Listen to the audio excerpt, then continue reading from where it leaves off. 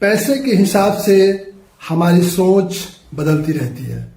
हमारे पास अगर पैसे नहीं हैं तो हम एक तरीके से सोचते हैं, हमारे पास कम पैसे हैं तो हम अलग तरीके से सोचते हैं, और हमारे पास अगर बहुत पैसे हैं तो भी हम अलग तरीके से सोचते हैं। कहने का मतलब हमारे सोच पे पैसे की बहुत बड़ा प्रभाव पड़ता है। आज ये इस टॉपिक पे हम बात करने वाले हैं। नमस्कार दोस्तों, पैसा कमाना जितना इम्पोर्टेंट है उससे ज्यादा इम्पोर्टेंट पैसे को मैनेज करना है। अगर आप पैसे कमा रहे हैं और उस पैसे का आप अधिकतम इस्तेमाल कर रहे हैं, सही इस्तेमाल कर रहे हैं, तो आप कितना भी पैसे कमाएं, इससे आपको सेटिस्फैक्शन मिलेगी, आपका सेटिस्फैक्शन लेवल हाई होगा। आज हम इसी टॉपिक पे बात करने वाले हैं। दुनिया के महान बिजनेसमैन वॉरेन बफेट ने एक बार कहा था, पैसे खर्च करने वक्त आपको ध्यान देना है कि कहाँ खर्च करना है और कहाँ खर्च नहीं करना है। जी हाँ, पैसे जितने जल्दी आते हैं उतने ही जल्दी पैसे चले जाते हैं। ये पैसे की एक खासियत होती है, इसको आप समझते होंगे। चाहे आप मिडिल क्लास के सैलरी वाले हो या खुद का कोई अपना बिजनेस व्यापार कर रहे हो, मंथ के अंत में आपके पास पैसे की किल्लत रहती ही है, क्योंकि ये पैसे की खासियत होती है। आने से पहले जाने का पूरा बंदोबस्त ये करके आती है। इस मामले में तो सैलरी क्लास वालों की तो हालत और अजीब है। हर महीने सैलरी क्लास वाले एसएमएस देखते हैं कि सैलरी कितनी आई, कहीं कंपनी वालों ने कुछ ज्यादा रिकवरी तो नहीं कर ली, डिडक्शन तो नहीं कर ली, लेकिन ये नहीं देखते हैं कि सैलरी कहाँ कहाँ खर्च हो रही है, पैसे कहाँ कहाँ कट रहे हैं। क्योंकि ये एसएमएस, पैसे कटने के एसएमएस, खर्च के एसएमएस देखने का कोई फायदा ही नहीं है, क्योंकि मंथ के अंत में आपके हाथ में जीरो बट्टा सन्नाटा ही रहना है। ये एक कॉमन प्रॉब्लम है। आज हम इसी पे बात करने वाले हैं कि आप पैसे को कैसे मैनेज करें, खर्च को कैसे मैनेज करें। देखिए, अगर आप चाहते हैं कि पैसे से पैसे कमाएं तो आपके पास पैसा होना जरूरी है। तो इसके लिए आपको खर्च पे कंट्रोल करना पड़ेगा, सेविंग की हैबिट लगानी पड़ेगी, तो आप पैसा इकट्ठा कर पाएंगे, तो आप पैसे से पैसे कमा सकते हैं। आप भी कमाएंगे और आपके पैसे भी आपके लिए कमाएंगे। बात कर लेते हैं कि आखिर ये कैसे संभव होगा। आजकल की जो लाइफ स्टाइल है, पिछले 10 साल में लाइफ स्टाइल में जबरदस्त चेंज आई है, और इसका सारा इम्पैक्ट हमारे खर्चों पे भी पड़ा है। जब हम पैसे कमाते हैं या आप सैलरी वाले हो या खुद का कुछ व्यापार कर रहे हो, तो पैसे कमाने पे इमोशंस ज्यादा हावी नहीं होते हैं।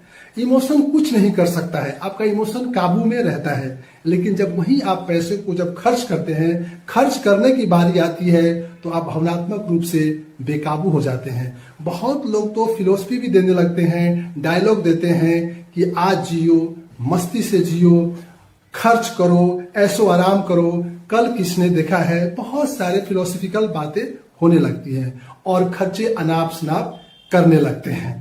मैं आपको कुछ एग्जाम्पल से समझाऊंगा कि कैसे हमारे खर्चे कितने गुने बढ़ गए हैं। आज से 10 साल पहले मोबाइल 10 से 15 हजार रुपए की हम मोबाइल लिया करते थे। आज हम मोबाइल 25 से 50 हजार के बीच में खरीदते हैं। कुछ लोग तो आईफोन लेते हैं जिसकी कीमत लाखों रुपए में होती है। आज से 10 साल पहले आप महीना में एक बार 2 बार बाहर खाना खाने की सोचते थे या खाते थे। आज अब हफ्ता में 1 या 2 बार जोमेटो से या स्विगी से खाना मंगा ही लेते हैं। ये एक पैटर्न है खर्चों का। अब बात कर लेते हैं डिश टीवी का। 400-500 रुपए महीने का खर्च हुआ करता था। वहीं आप अगर ओटीटी का सब्सक्रिप्शन लिया है तो 3-4 तो कॉमन ओटीटी ही हो जाते हैं।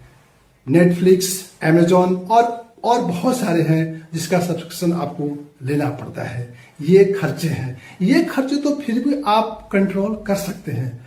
कुछ खर्चे जैसे आपने घर की ईएमआई, एजुकेशन की ईएमआई, कार की ईएमआई, ये तो कुछ ऐसे खर्चे हैं जिस पे आप कुछ कर भी नहीं सकते हैं। तो आखिर ये ऐसा क्यों? ये इतने सारे जो खर्चे हैं बेकाबू हो जाते हैं और मंथ के अंत में 0/सन्नाटा का एक साइकिल है। ये 0/सन्नाटा का जो साइकिल है जीवन में पहली सैलरी से लेके अंतिम सैलरी तक ये चलती रहती है।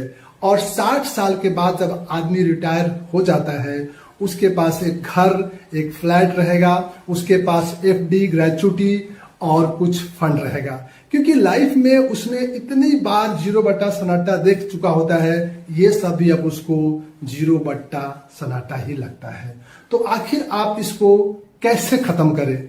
इस जो नॉर्मल जो ट्रेंड है, इसको कैसे खत्म करें, इस पे हम बात करते हैं। आपको करना क्या है, हम आम जीवन में जो एक पैटर्न है पैसे का, टोटल मेरा इनकम हम सारे खर्च कर लेते हैं, जो बच गया वो मेरा बचत होता है। ये एक नॉर्मल ट्रेंड है हम सबके लिए। अब आप इसको करना क्या है, आप थोड़ा इसमें आप चेंज करें। आप टोटल खर्च में से माइनस फिक्स्ड सेविंग कर लें। जो भी आपको सेविंग करना है, सेविंग को आप एकदम फिक्स कर ले कि इतना मुझे फिक्स सैलरी का इतना फिक्स्ड मुझे सेविंग्स करना ही है, और जो बच गया वो भी एक फिक्स्ड अमाउंट होगा, उससे अपना खर्च को मैनेज करें। दुनिया में एक स्टैंडर्ड तरीका मानी जाती है कि मोटा मोटी आप 40 से 50% मतलब आप अपने इनकम का सेविंग्स में तो रखें ही रखें। इससे आपके पास एक अच्छा खासा फंड हो जाए कि पैसों को अगर आप सही मैनेज करते हैं तो आपके पास प्रॉपर्टी के रूप में कैश बैलेंस हो सकता है और आपके पास एक घर हो सकता है। अब ये आपको सोचना है कि कौन सा फाइनेंशियल मॉडल में आपको काम करना है। धन्यवाद दोस्तों।